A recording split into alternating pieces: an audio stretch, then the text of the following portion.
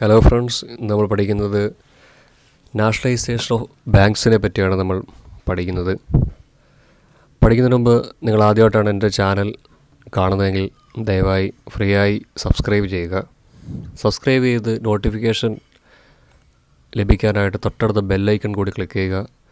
തീർച്ചയായിട്ടും ഇത് രണ്ട് ചെയ്താൽ നിങ്ങൾക്ക് ഞാനിടുന്ന വീഡിയോസ് അപ്പോൾ നിങ്ങൾക്ക് ലഭിക്കുന്നതായിരിക്കും.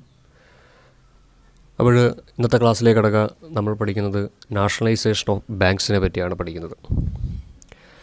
1949 reserve bank of India nationalise ചെയ്തത്. RBI was nationalised in 1949. 1955 SBI nationalise ചെയ്തത്.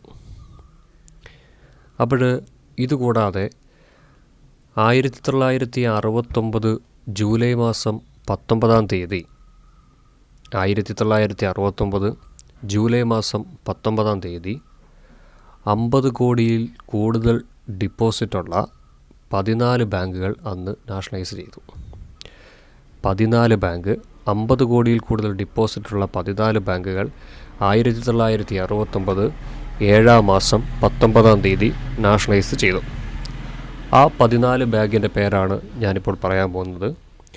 ആ 14 ബാങ്ക് ഇതൊക്കെയാണ്: bank of Allahabad, bank of Baroda, bank of India, bank of Maharashtra, Canara bank, central bank of India, Dena bank, Indian bank, Indian overseas bank, Punjab national bank, syndicate bank, union bank of India, United bank of India, UCO bank.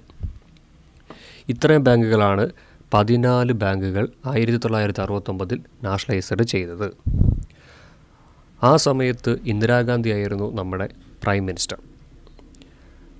അതിനുശേഷം പിന്നീട് nationalisation സംഭവിച്ചത് 1980 April മാസം 15 തീയതിയാണ്. 6 bank കൂടി nationalised ചെയ്തു.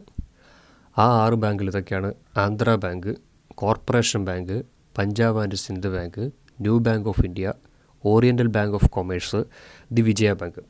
അങ്ങനെ 14 bank 1969 nationalised ചെയ്തു. 6 bank 1980 nationalised ചെയ്തു.